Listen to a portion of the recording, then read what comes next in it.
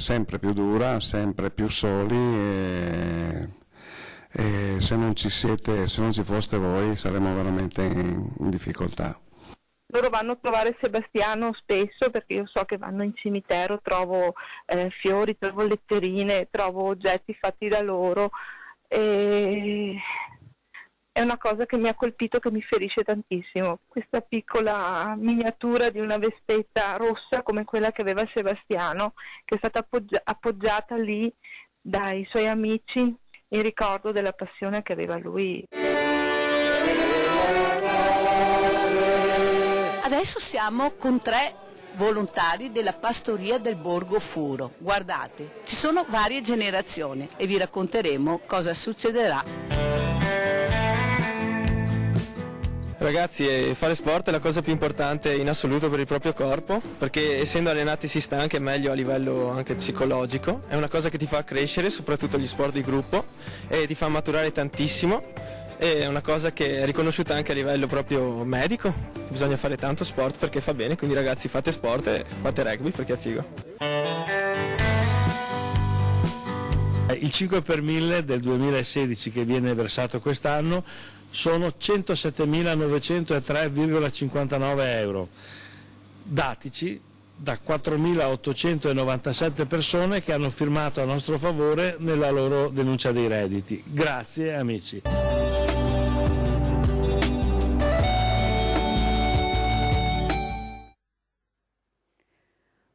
Ciao grande famiglia, buonasera a tutti, buonasera. Questa è una serata particolare per me e guardate c'è anche la Madonna perché il mese di maggio è il mese della Madonna e noi abbiamo veramente bisogno di lei perché ci sono delle situazioni che veramente io non so più come spiegare, come descrivere, come capire quanto bisogno abbiamo di essere ascoltati, non solo aiutati ma anche essere ascoltati e noi questa sera cercheremo di fare questo e sono molto contenta perché questa sera ci sono anche 2 giovani ragazzi, giovani perché schiacciati chissà da cosa, sentiremo loro e vi presento subito gli ospiti che sono allora Bruno Brizzi che è delegato dell'associazione ENAP Pesca, poi abbiamo il nostro bravissimo, come diciamo, bravissimo o buonissimo Alban che ha portato la Madonna perché veramente abbiamo bisogno, chi ci crede in lei, tanto, tantissimo, e poi questi 2 ragazzi della Castellana Rugby, Perin Daniele e Francesco Rampado, che hanno perso per un pelo, però sono talmente sorridenti e felici e sereni soprattutto che io veramente ho piacere questa sera di ospitarli. Però adesso partiamo anche col nostro cantante che voi avete detto e ridetto. Mirella, rifammelo sentire ed ecco a voi Mauro Berto. Grazie Mauro, grazie Mirella, di essere arrivato. Parti subito perché abbiamo bisogno di partire con una bella canzone. E partiamo con una bella canzone.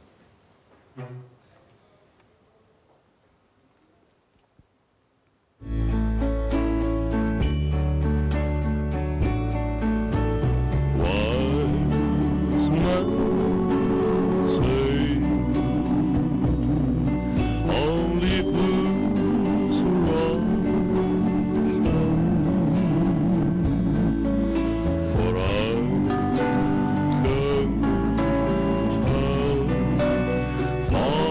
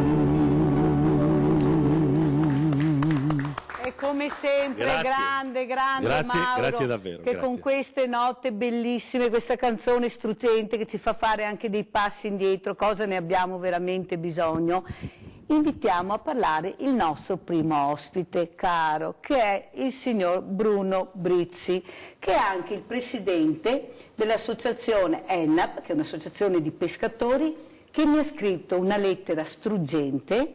Io sono andata a trovare questo presidente con i suoi ragazzi diversamente abili, che poi vi faremo vedere il filmato, ma quanta rabbia hai, perché quanto lavoro e quanto poco sei ascoltato. Racconta Bruno perché hai scritto questa lettera così toccante alla Mirella, che il 1° maggio sono venuta da te a Verona. Ecco, questo succede perché certe amministrazioni non ci credono più. Io è 25 anni che tutti gli anni faccio questa organizzazione, non è facile organizzarla, perché è molto molto difficile, il quale uno, se manca la Croce Rossa mi tocca, cioè, senza farla, cioè, sì. Non posso farla. Se manca come le camule, per esempio, non potevo farla. Se manca altre robe non si può farle. E vivi sempre nella fiducia degli altri, perché anche questo è molto importante, anche come i diversamente abili, c'è la mattina magari uno che si alza e dice no, stamattina non vengo, sta a casa lui, sta a casa altre 10 persone, e loro sono più 40, sono 30, 26, 21, conforme. Non sai mai il numero esatto che si presenta, ma questo non è un problema. Il problema era che 7-8 anni fa era la gente che mi portava a casa i soldi, a casa. Ecco, oggi le amministrazioni coinvolgono 5 comuni.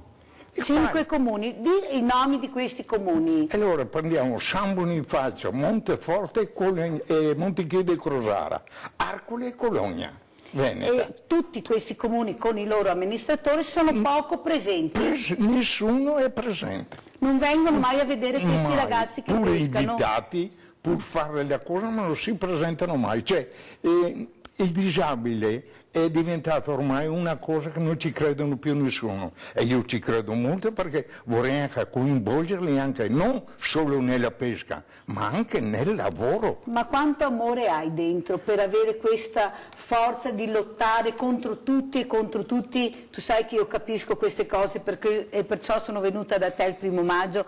Quanta forza hai e quanto amore da dare verso queste persone così poco riconosciute? Ecco, vedi, è come dici te, no? Bisogna sentirla dentro. Sì.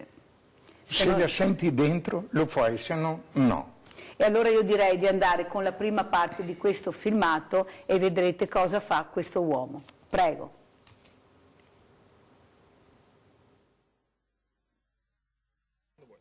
Ciao grande famiglia, pensate dove siamo oggi 1° maggio.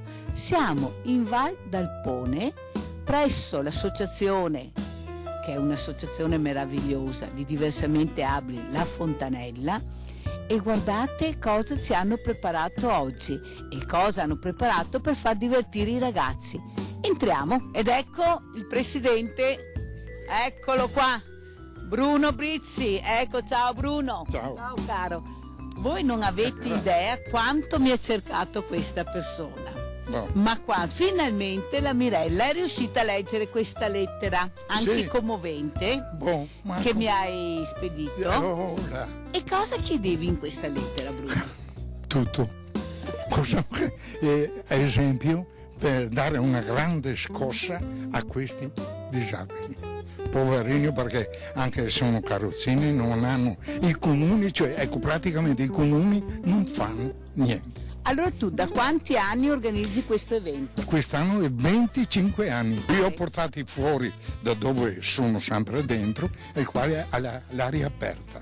Perché questa è una giornata bene. stupenda sì, per loro. Comincia a illustrare, questo posto è bellissimo, guardate, è un incanto. Buongiorno, buongiorno, lei si chiama? Marchini Paolo, sto collaborando con l'amico Bruno. È una manifestazione molto importante per me. Ho invitato il sindaco di San Bonifacio, ha invitato il sindaco di Montichiede e Crosara, non vengono, non gli interessano niente, nessuno. Ma non sono mai venuti in tutti questi anni? Mai, mai venuti un anno.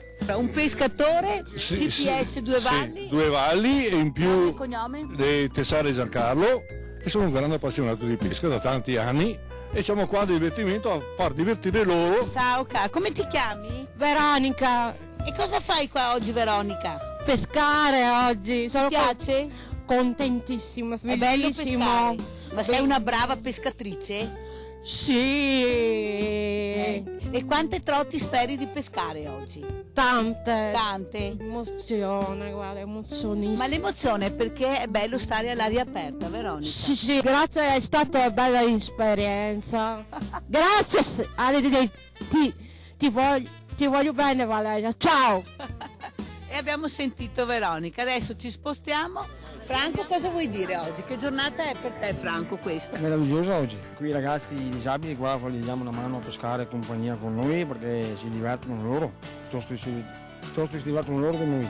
Ciao Luca, allora quante trote hai pescato Luca? Una? No, tante. Tante Luca? E cosa fai quando le peschi dopo queste trote? Tengo una piccola franesa. Fai un'altra cena con queste trote sì. pescate da te, perciò pensa che Sì, è buono. sì. E cos'è bello oggi per te? Stare all'aria aperta, All'aria pescare? Aspetta. All'aria aperta? Sì. Non vi piace stare nei posti chiusi? No. Pensate dove potremmo portare queste persone invece di rinchiuderli, perché si sentono rinchiusi. Francesco, hai pescato la trota, guarda che hai preso la trota, quanto contento sei, guardala. Sono 2 metri. 2 metri, mamma mia, guardala. Sei stato proprio bravo, sei contento? Molto. Molto. È la prima che peschi stamattina? Io ho preso e adesso sono 16 trote. 16 trote, mamma! Qui c'è una donna, una signora. Allora Giuliana, cosa fai oggi con sta canna da pesca? Le peschiamo le pesce. Ma cos'è bello oggi per te? Stare all'aria aperta, pescare? Aria aperta. Anche tu all'aria aperta, ti piace tanto stare all'aria aperta? Sì. Allora chiedi qualcosa agli amministratori che vi lasciano sempre all'aria aperta il più possibile, diglielo, vogliamo stare all'aria aperta. Stiamo per l'aria aperta. Ecco, loro vogliono stare all'aria aperta, naturalmente quando c'è bel tempo, che non piove, ma quando non piove portateci su questi posti meravigliosi che abbiamo. Ecco, lo dico io per tutti voi e anche così speriamo che qualcosa cambi. Andiamo, eccolo qua. E tu chi sei? Andrea. Ciao Andrea. Ciao. Quante trote hai pescato, Andrea? 10. 10 trote. 10 trote. Cos'è il bello di oggi? Stare all'aria aperta. Stare all'aria aperta? Sì. Perché l'ambiente chiuso non vi piace tanto? No. Eh no, si sta meglio all'aria aperta. È meglio essere fuori. Sei contento allora? Sì. Va bene, adesso andiamo dagli altri. Allora, tu chi sei? Con 10. Ecco, e stai facendo cosa? Pescando? Pescando. Ti piace tanto pescare? Sì. Sì. Croce Rossa Italiana, buongiorno. Buongiorno. Mi hai detto ciao Mirella, ma mi conosci allora? La vedo sempre in televisione. Dai, ti vedo, no? La vedo, io vedo. sono la Mirella. E cosa ti piace di queste trasmissioni che facciamo? Cos'è che ti colpisce? Del programma nel sociale soprattutto. Sociale coinvolge molto, Sì. vero? Beh, d'altra parte basta sì, vedere cosa sì. fai. Qui parliamo di volontariato, Esatto, di Croce Rossa. esatto. E come sta andando la Croce Rossa in questi tempi? Bene, sta facendo molti servizi al cittadino, alla popolazione. Insomma. Ecco, è un servizio utile Sì. perché in questi casi siete utili di più, Sì. è un servizio molto importante. Ti ringrazio allora. Grazie a lei. Ciao. Tu sei? Simone. Simone. Oggi. E cosa fai oggi? Pesco. Peschi. Tu sei? E cosa fai oggi di bello? E pescare le trote e poi mangiarle. Ciao Luca, ti piace pescare? Tanto, vero Luca? Una bellissima giornata oggi. Sto pescando le trote, sto dando una mano a questi signori qua. E tu cosa fai di bello? Sto cercando di pescare. Stai cercando di pescare. Fabio, cosa hai pescato? Una bella trotta. Bella trota. Ecco, sei contento anche tu? Sì. Bravissimo. È importante che un po' alla volta ci rendiamo conto che i nostri ragazzi sono gente preziosa.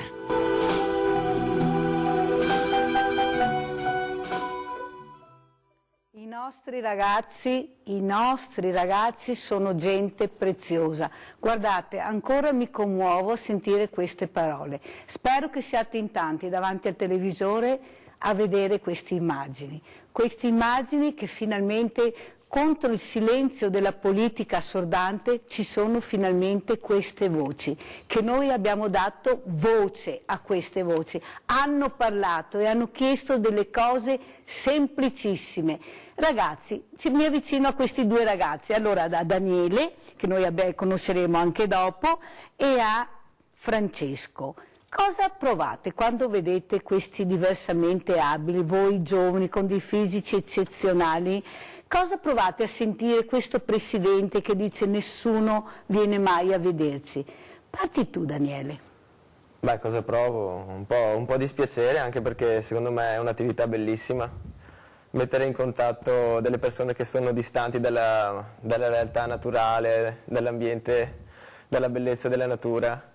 È una cosa molto molto bella e mi dà un po' di dispiacere, perché è una cosa che bisognerebbe condividere. Secondo te è giusto far parlare questi ragazzi, sentire le loro voci? Certamente sì. Come mai secondo te si sentono così poco? C'è poca attenzione verso queste persone? Sì, secondo me c'è un po' poca attenzione nei confronti. E tu, Francesco, cosa provi? Cosa vuoi sentire di dire in questo momento? Si prova certamente disappunto a vedere in un certo senso questi disabili abbandonati, rinchiusi, quasi come fossero dei lebbrosi, quasi come fossero da nascondere, e è certamente una grande opportunità per loro quella di essere integrati nell'ambiente, conoscere altre persone, fare attività come lo fanno le cosiddette persone normali, ma alla fine chi è normale, voglio dire? Loro si sono in un certo senso impegnati in un'attività come facciamo tutti quanti. Quindi hanno dimostrato che loro possono fare esattamente le stesse cose che facciamo noi, solo con un po' più di pazienza, un po' più di aiuto da parte della società soprattutto, e è una fortuna che ci siano persone come il nostro ospite, come Bruno, che si prodigano per questi disabili e che cercano in un certo senso di integrarli nella comunità e nell'ambiente e nella società, come meritano. Grazie, veramente grazie a Francesco e a Daniele per queste parole molto belle, specialmente sul momento che questi giovani sembrano che non abbiano valori, che non ci sia niente, invece noi vi faremo vedere la parte bella dei giovani, quella che veramente si dedica agli altri, quella che fa sport, uno sport pulito, con delle regole che ora hanno capito che sono molto importanti, ma soprattutto questa voce giovanile che deve uscire, in qualche maniera noi dobbiamo farla uscire. E un'altra cosa che volevo chiedere, voi fate parte della Castellana Rugby. Domenica avete giocato questa partita che poi vedremo anche delle immagini, non è andata bene, però io vi vedo tranquilli e sereni, perché forse anche io i vostri allenatori che ho conosciuto, persone deliziose, cos'è la famiglia, cos'è che vi aiuta a essere così sereni, ragazzi? Parti tu, Daniele, dai. Diciamo che è stata una finale impegnativa, abbiamo dato tutto quello che potevamo dare, abbiamo fatto un anno straordinario che ci ha portati ad avere un grande risultato, che è stato proprio giocare la finale. Noi abbiamo messo tutto quello che avevamo dentro fino all'ultimo minuto e, come si sa, nella vita non si può sempre vincere. Ogni tanto bisogna accettare che il nostro avversario è stato più forte, è stato più bravo. Nonostante questo è più grande la voglia di migliorare e di superarci per l'anno prossimo, ottenere il risultato, che non la demoralizzazione per la sconfitta. Ecco. Allora, perdere una partita non vuol dire essere schiacciati, vuol dire rimettersi in pista, rimboccarsi le maniche, studiare di più, giocare con magari ancora più energia, perché il rugby non è così facile. No, perché hai detto no, esatto? Perché hai detto no, esatto? Perché è uno sport di contatto, è uno sport in cui è importante anche la componente del gruppo, essere un gruppo solido, costruito in un periodo di tempo lungo. È uno sport impegnativo che ti fa concentrare non solo fisicamente ma anche mentalmente, e quindi è uno sport di fatica, non è proprio... Ascolta Francesco, io penso però di avervi un po' schiacciato con queste immagini che vi ho fatte vedere, con questi ragazzi che hanno una forza di... Avete sentito quando io faccio 2 o 3 domande, chiedo cosa vi piace di più? Giocare, pescare, stare all'aria aperta, e tutti rispondono, ma proprio rispondono convinti, stare all'aria aperta. Secondo voi non si potrebbe veramente aiutare di più questi ragazzi? Cosa dici, Francesco? Certamente sì, è chiaro che c'è bisogno di pazienza, di tempo, volontà, però... La società dovrebbe aiutare di più, sì, Francesco. dovrebbe sforzarsi di più e non dovrebbe essere una cosa lasciata solamente ai volontari, cioè dovrebbe essere una cosa che viene portata avanti come valore dalle stesse amministrazioni e non solo dal volontariato che tanto spesso qui in Italia deve andare a coprire i buchi che lascia l'amministrazione, che lascia la politica, non solo pensando in grande, al nazionale, al regionale, ma anche pensando al comunale, al locale. Bravo. Dove i servizi di volontariato fanno un grande lavoro. Alban, e tu con la Madonna cosa vorresti dire a questo presidente, a questo Bruno che sta lottando nonostante l'età avanzi, nonostante la gioventù non c'è più, ma lui ancora lotta, continua, chiede, fa, organizza. Secondo te la Madonna in questo caso non dovrebbe andare vicino a qualcuno che sappiamo noi? A chi diresti alla Madonna, visto che tu hai un bellissimo rapporto, di andare vicino a chi? Intanto complimenti sinceri a Bruno, perché veramente credo che la Madonna sia commossa e in questo momento possa gioire del suo operato, perché questi ragazzi non sono lasciati soli. Mirella, lo so che è difficile, ma penso che la Madonnina, che ama la vita più di ogni altra cosa, sia commossa in questo e sia vicino a noi e anche al Presidente. E io devo dire che proprio il Presidente che deve avere la forza di continuare, e voglio dire anche che le amministrazioni, i sindaci abbiano un po' di cuore, si facciano sentire, si facciano vedere e aiutino anche loro. Per quello che riguarda i ragazzi, beh, io devo dire che sono bravi pescatori, perché io ho provato a pescare, non ho mai pescato niente. E hanno dei bravi collaboratori. Allora guardiamo la seconda parte di questo servizio bellissimo.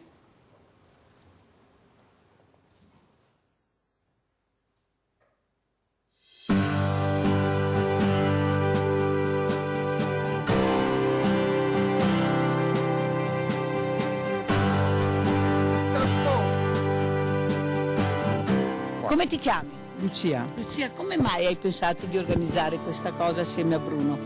Perché penso che abbiano tutti i diritti anche questi ragazzi. Se non sono qui, sono in piccola, se non sono in piccola sono ai CEOD. Piccola sarebbero appunto delle fraternità, sì.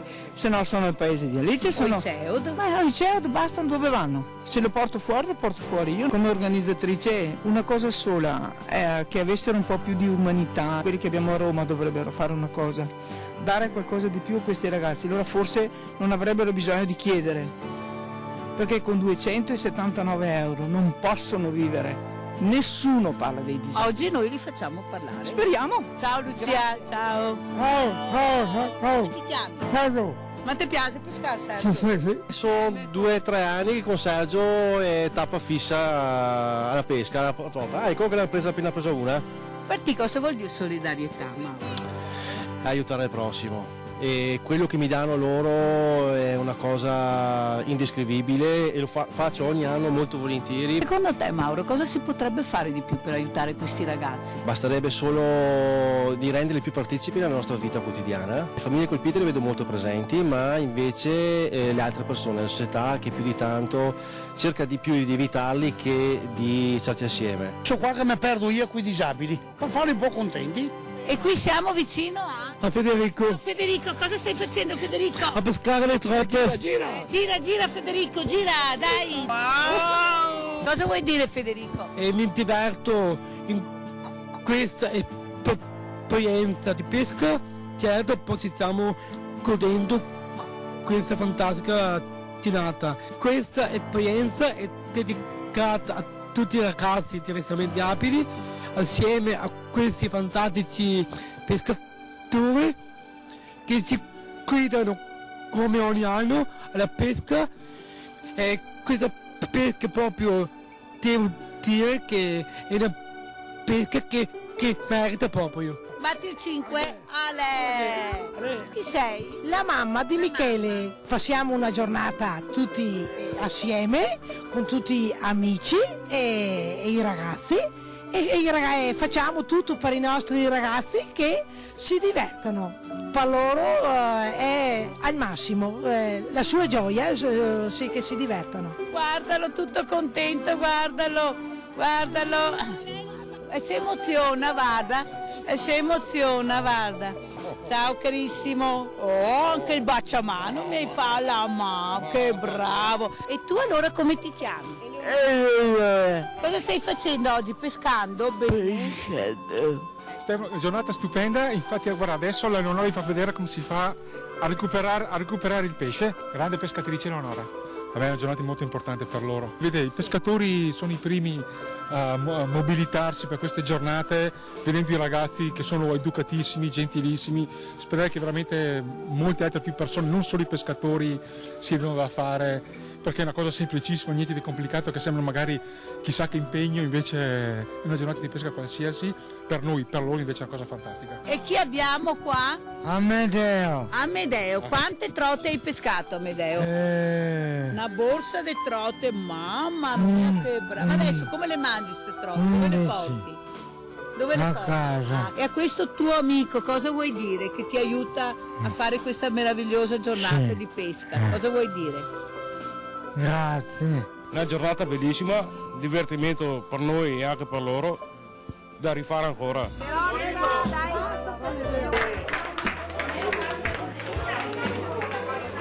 Siamo con il cuoco Giovanni del centro sportivo La Fontanella che ha fatto questa meravigliosa torta che sono delle crostate, però vedo un nome, 25 e Brizzi. Cosa vuol dire?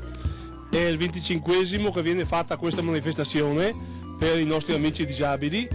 Allora oggi è anche una giornata emozionante perché oltre a questa bellissima giornata guardate cosa succede. Allora il presidente Brizzi, cosa succede adesso?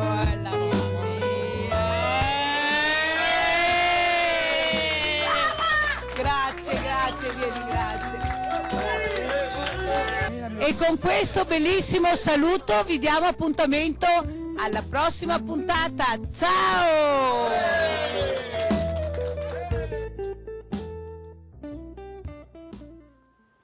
Io non so se siamo riusciti, dammi la mano Bruno, a farvi entrare questi ragazzi nei vostri cuori. So che abbiamo una grandissima famiglia e grazie a voi e grazie a queste voci, a questi ragazzi, io sono convinta che qualcosa cambierà. So che il nostro governatore Luca Zaia è molto attento ai diversamente abili. Adesso le prospettive non sono belle rose, troviamo tanti muri di gomma, però secondo voi ragazzi, e torno un'altra volta da voi, cosa c'è che non funziona in questo paese, per questo mondo, per i giovani? Voi studiate, ma sperate anche di avere un futuro migliore, un lavoro. Cos'è che vedi, Daniele, nel tuo futuro? Nel mio futuro vedo un lavoro, una famiglia, serenità, si spera.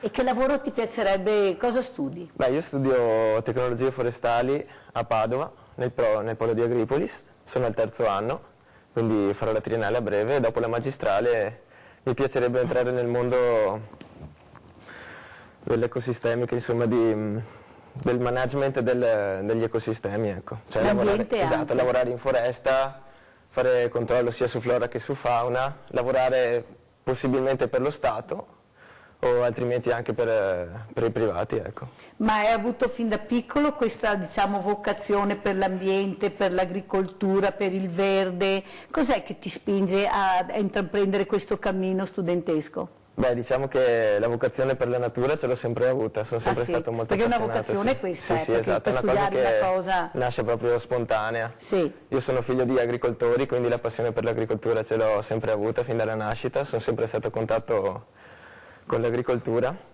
e i valori che mi hanno trasmesso mi sono rimasti e cerco di portarli avanti in quello che sarà la mia professione in futuro. E allora, vedendo questi ragazzi e sentendo le loro parole, perché guardate che non hanno letto niente, erano proprio parole che venivano dai loro cuori e penso che sia una cosa molto forte per qualcuno sentire questi ragazzi che finalmente si vedono, che finalmente parlano, che questi presidenti hanno il coraggio di dire quello che non va bene e che non va assolutamente bene per tutti noi, per la nostra società. Francesco, anche tu cosa fai intanto tu di bello? Io studio giurisprudenza a Padova, sono al 2° anno Sì, sono anch'io figlio di agricoltori. Ma dai, sì. Che bella sta roba. Però ho scelto una strada diversa.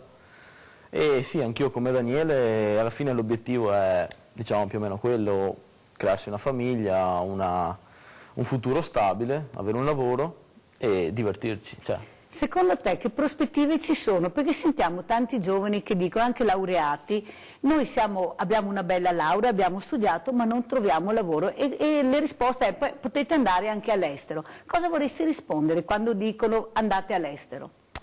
Andare all'estero è sicuramente un'opzione, un'alternativa, però deve rimanere tale, deve essere un'alternativa, non deve essere una scelta obbligata, perché un ragazzo che nasce in Italia, studia in Italia, secondo la mia idea dovrebbe avere la possibilità di contribuire a, in un certo senso, risollevare questo paese, perché si è nati qui, si fa parte di questo territorio e si è nati con le tradizioni, con il patrimonio culturale di questa terra. Quindi quando si dice andate all'estero, certo, deve essere una scelta però, non deve essere una via obbligata perché il mercato del lavoro è saturo, perché vi è lavoro solo in determinati settori. Diciamo che tutti i giovani dovrebbero avere una possibilità e dovrebbero avere la possibilità di crearsela e guadagnarsela. Ecco, ti senti più veneto, italiano oppure ti senti europeo? Ma io mi sento italiano prima di tutto. Poi sì. Mi sento veneto e poi mi sento europeo, perché sono cresciuto con i valori di questa terra e sono legato a questi, chiaramente. Certamente questo non deve sconfinare in atteggiamenti, potremmo dire, estremistici, però siamo nati qui, siamo cresciuti qui ed è una cosa naturale che noi siamo influenzati dall'ambiente in cui viviamo. E tu Daniele, ti senti italiano, veneto, europeo? Allora, diciamo che io mi sento me stesso, ecco, cioè, io non è che mi sento, non sono un grande, cioè, non trovo tanta differenza dal sentirmi italiano, veneto. Per me l'Italia è la mia terra, il Veneto fa parte dell'Italia ed è parte della mia terra, i miei valori sono quelli italiani. Io sono italiano ma sono anche veneto, le due cose non devono essere differenti, sono combinate perché siamo una stessa cosa.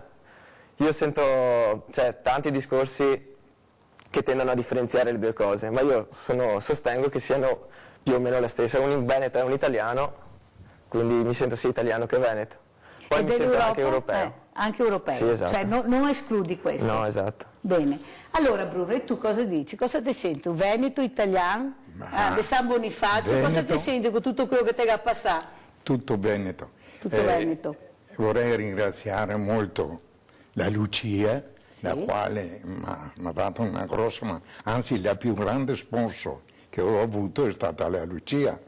E dopo posso ringraziare i pescatori, certo. Il quale con la sua attrezzatura ci hanno fatto divertire, fanno divertire questi ragazzi e ragazze. Dopo voglio ringraziare la Croce Rossa anche. Tutti quelli che hanno collaborato per la riuscita di questa giornata. Il laghetto, il proprietario del laghetto. Ma chi sei che non te vorresti ringraziare? Perché non sta sempre a ringraziare. Le amministrazioni provinciali. Ancora le amministrazioni comunali. Ancora Odisemo, perché in effetti sentire che in 25 anni quasi nessuno si è fatto vedere o sentire, o magari dare anche una pacca sulla spalla a sto povero uomo che veramente gli mette tutta. Però un grazie invece, io dico a tutto il mondo del volontariato, perché da chiunque va, da qualsiasi parte di questo mondo enorme che lavora, che non domanda niente, presente, sabato, domeniche, sere, notti, ma se non ne fosse Bruno, cosa sei che faresti? Ma cosa? Niente? Niente, proprio niente, se farebbe. È la vita, però sentirla dentro uno combatte sempre. E ora, visto che sentiamo dentro sti valori, andiamo a vedere l'assegno a chi che è andato sta settimana, grazie alla grande famiglia dei Veneti Schiacciati, che ha permesso anche questa settimana di dare un assegno a questa coppia. Ciao grande famiglia di Rete Veneta, oggi siamo a Treviso perché sono venuti a trovarci Carlo e Elisabetta, perché hanno bisogno di noi, non respirano più e noi ci siamo. Eccoli qua, ecco i miei sposi qua, ecco i miei sposi. Ciao Mirella. Allora Carlo, Ciao Mirella. per arrivare qua vuol dire che è veramente dura, Sì, è sempre più dura, sempre più soli e se non ci foste voi saremmo veramente in difficoltà. E tu Elisabetta cosa vuoi dire? Io voglio continuare a ringraziarti, mi sembra persino una cosa irreale, perché non pensavo che esistesse una situazione così effettiva, e questo mi rincuora perché veramente sono estasiata da questa vostra assidua volontà di aiutare il prossimo, e lo fate concretamente. Grazie. Allora, visto che hai detto così, noi prendiamo l'assegno della grande famiglia, eccolo qua, questo è l'assegno che vi diamo, ecco, spero vi porti fortuna, è un assegno consistente che vi permetterà di respirare, perché non voglio sentirvi più così disperati. Grazie, grazie grande famiglia, grazie. Io spero, guarda, veramente, io spero di riuscire a ricambiare in qualche modo, perché mi sento, sono volenterosa di aiutare qualcuno, qualcosa, o anche voi, in qualsiasi modo. Chiamatemi, per quello che posso, io lo farò, io ci sarò. Sai qual è il più bel regalo che puoi farci? Intanto un sorriso e un abbraccio e un bacio da voi due. Questo per noi è tutto. Ecco, perché io so che vi volete veramente bene.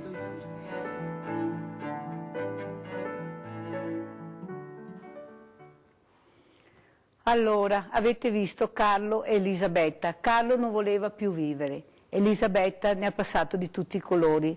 Un cancro, un altro tumore, lui che fa la dialisi, eppure il vostro assegno, il primo che abbiamo dato, li ha fatti respirare. E se voi oggi vedete che Elisabetta ha preso forza, ci crede e crede ancora in qualcosa, è merito vostro, grande famiglia, è merito di questi contributi che voi ci date, che noi portiamo, che diamo a queste persone che hanno avuto solo la colpa di ammalarsi, hanno dilapidato tutto quel poco che avevano messo da parte con queste terribili malattie, e se non ci fosse stati voi, loro erano disperati di più. Voi dovreste sentire le telefonate che io ricevo quando queste persone sono veramente a zero, non hanno più niente, hanno tolto loro la dignità, la voglia di vivere, la salute. Allora, più di così, cosa devono ancora fare? Però il vostro aiuto, il vostro contributo, questo assegno che tanti dicono ma non ti risolvi mica il problema, no, si risolve, si fa respirare, e noi stiamo cercando di ridare dignità a questa coppia che, ripeto, ha avuto solo la colpa di essersi ammalata, tutti e due. C'è un figlio che li aiuta, un bravissimo ragazzo, perciò noi saremo sempre dalla loro parte. Alban, cosa vuoi dire tu? Sì, tutto molto importante, e continuate così, che qualcosa si fa e qualcosa che rimarrà per l'eternità. Io un po' mi hai preso un po' alla sprovvista, ma vorrei chiedere, vorrei anche per il pubblico che ci ascolta, che ci segue, sulla solidarietà, io vorrei lasciarti delle preghiere, ne faccio fare delle copie, che quando Mirella tu incontri queste famiglie che hanno queste difficoltà, ci sono delle parole bellissime di Maria della Madonna che possono servire a riempire un po' quel vuoto, il cuore di queste persone. Però non devono preoccuparsi queste persone con la malattia, perché loro con la malattia sono grandi testimoni. Anche la ragazza che ha detto chiedetemi che io sarei disposta a fare, già questo commuove. Però già guarda questo... che loro hanno tanta fede, le persone ammalate c'è un qualcosa che li porta vicino alla fede, se ne hanno poca ne acquistano ancora di più. Esattamente, non è tutto negativo, a volte la malattia, il tumore viene per la conversione del cuore, perché prima ci si sente tutto, poi improvvisamente quando si riesce a comprendere che il percorso della vita si spegne, allora si comincia ad avere la paura, la preoccupazione, cosa sarà di me, dove andrò a finire, eccetera eccetera. Dio vuole che lo cerchiamo e io dico a tutti cercate Dio, ma soprattutto attraverso Maria la Madonna, perché per arrivare a Dio bisogna passare per Maria, per la Madonna. Questa è una cosa che vi dico con sicurezza. E tu Mauro, vedendo anche tu queste immagini, questo presidente, questo uomo, sentendo anche le parole di questi ragazzi, cosa vorresti dire Mauro? Diciamo che mi rifaccio alla frase che ha detto nel primo servizio l'ultima signora, che i nostri ragazzi, noi siamo preziosi. Ecco. Penso che dentro ognuno di noi ci sia del buono e se c'è la possibilità credo che il buono esca. Dalle persone diciamo che non sono più giovanissime, alle persone invece che si affacciano alla vita. Respiro ancora, e questo davvero è molto gratificante, respiro ancora grande entusiasmo nei ragazzi e credimi mi gratifica tanto perché vuol dire che c'è ancora tanto di buono che deve avvenire e c'è molta speranza per il futuro. Avete sentito ragazzi cosa ha detto? Condividete quello che ha detto Mauro. Noi abbiamo fiducia di voi, aiutateci ad avere ancora questa fiducia.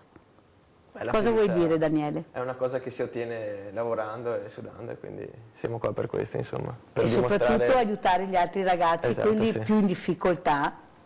Ce ne sono tanti secondo voi che la difficoltà proprio della vita, di non avere magari una bella famiglia, di non avere i valori. Voi parlate voi, perché questi bulli, questi ragazzi, voi li vedete, li conoscete, quando girate, com'è che vedete il giovane voi? È una domanda un po' complicata, perché io non è che sono mai entrato in contatto con realtà di bullismo, eccetera. Quindi... Mai tu? No. Neanche a scuola? No, sono sempre stato in ambienti abbastanza normali. Normali. E tu Francesco? No, ho fatto la stessa scuola sua, quindi nemmeno io sono... Certo che... Forse che aveva paura di voi altri, era quello che forse mi faceva i bulli perché sapeva sino dopo... Io siete più grandi e no altri. Dai. Sì, siamo piccei, no altri. Sei piccei? Sì. Però voi altri non vedete allora sto disagio, pure anche quando andate a divertirvi, cioè vedete che c'è un disagio, la droga, questo, il bere, l'alcol. Vai te qua. Perché dovrei andare vedete che li ho messi in imbarazzo e sanno loro dove voglio parare io. Cioè, vedete i ragazzi che bevono in maniera esagerata o no? Ma penso che in realtà, cioè, a essere onesti, penso che il consumo di alcol negli ultimi 70 anni stia calando invece che aumentando, dal mio punto di vista. Dici sì? Perché, e i superalcolici? Forse si è spostata la fascia di utilizzo, di uso dell'alcol. Sì. Mentre magari in passato l'alcol era più utilizzato dagli adulti, adesso diciamo è a maggior portata dei giovani. È più facile acquistarlo, diciamo, berlo, però nello sport non c'è. Beh, rugby è un gran ambiente dei bevitori di birra, però diciamo... L'ha detto Francesco. Lo si fa in compagnia. Lo si fa in compagnia. E in maniera moderata. Sì, moderata. Beh, insomma, non so se sei proprio convinto Francesco. Ma c'è anche una Francesco aveva dove che deriva moderazione, però secondo me è moderato. Tutto relativo. È tutto relativo. Però secondo voi vedete dei bei giovani in giro, come li vedo io, anch'io li vedo. Solo che fanno fatica a emerge sempre il lato negativo, mai quello positivo, il volontario. Un albero che casca che è una foresta che cresce. Bravissimo. Questa allora, è dire io. Ecco te che ha fregato la frase. Allora Daniele, guardiamo questi ragazzi che hanno fatto questo bellissimo allenamento e noi siamo andati a trovarli, che è la Castellana Rugby di Castelfranco Veneto. Ciao grande famiglia, indovinate dove siamo? Siamo a Castelfranco, nel campo di rugby di Borgo Padova. Incontriamo l'allenatore e la squadra. Andiamo!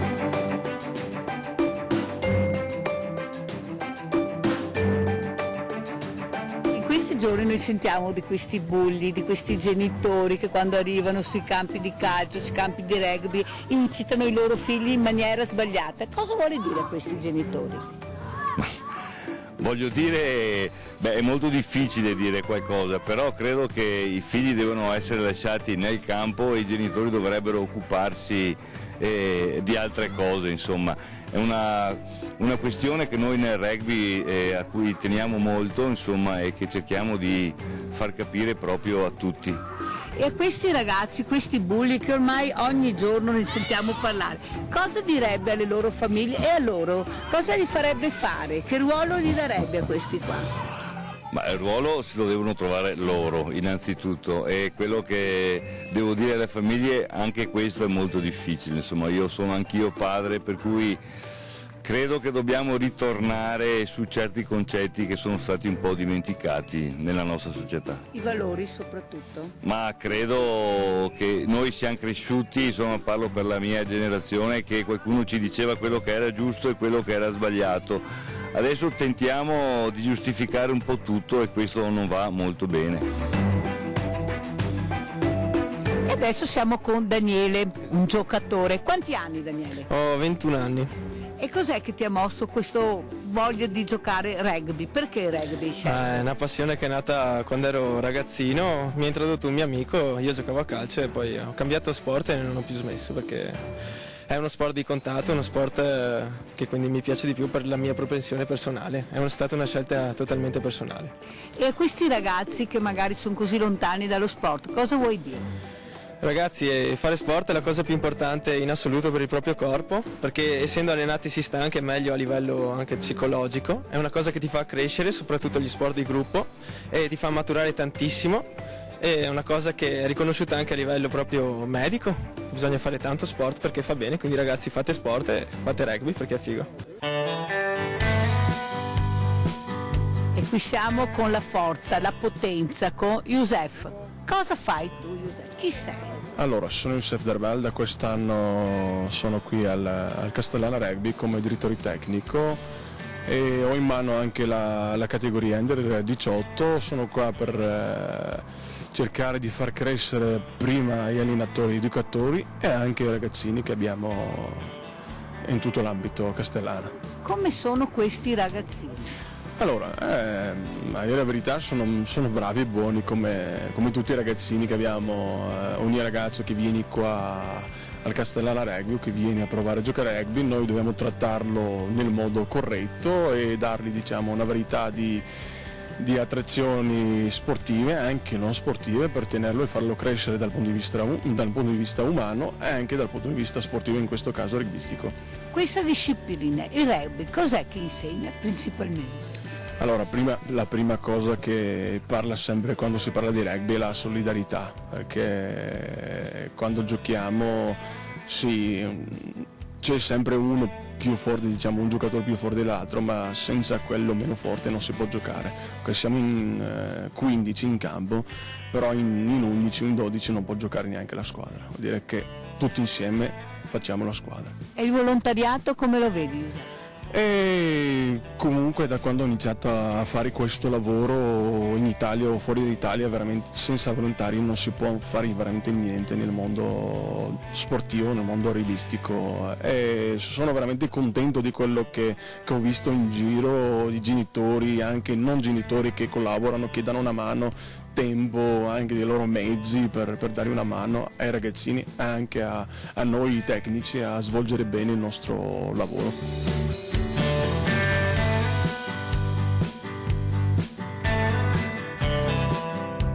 Qui siamo col coallenatore che è? Giovanni Ciatto.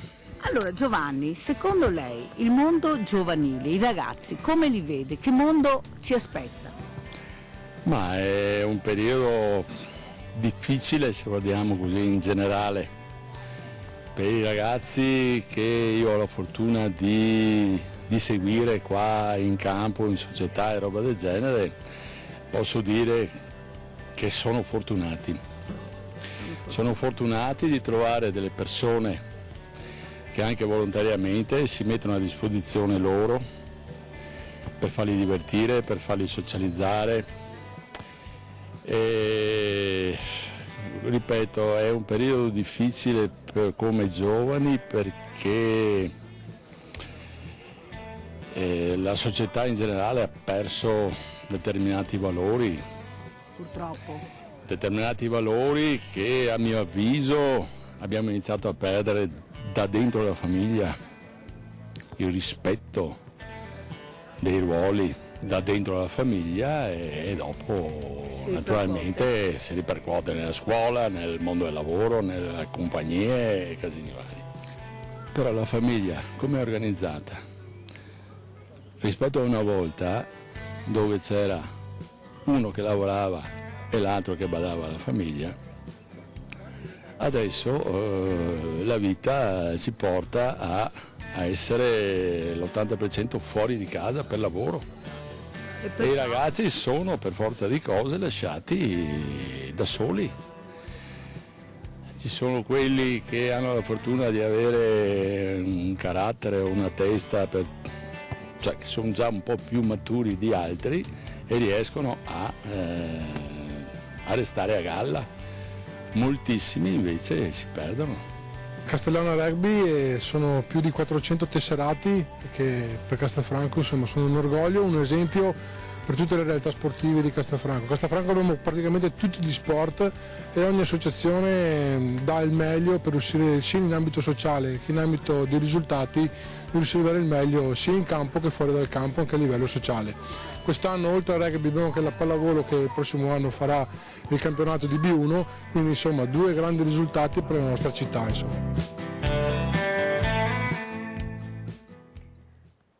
Allora Daniele, rivedendoti e sentendo i tuoi allenatori parlare, a dire queste cose, hai visto quanta emozione poi il co-allenatore aveva e sentiva questa partita. Cosa ti vuoi sentire di dire? Cosa dici? Rispondi al tuo allenatore quando lui dice la famiglia c'è poco, questi ragazzi sono soli. Devo parlare dal punto di vista personale? Personale. I miei mi hanno sempre seguito, mi hanno sempre accompagnato nella mia crescita, ci sono sempre stati quando avevo bisogno.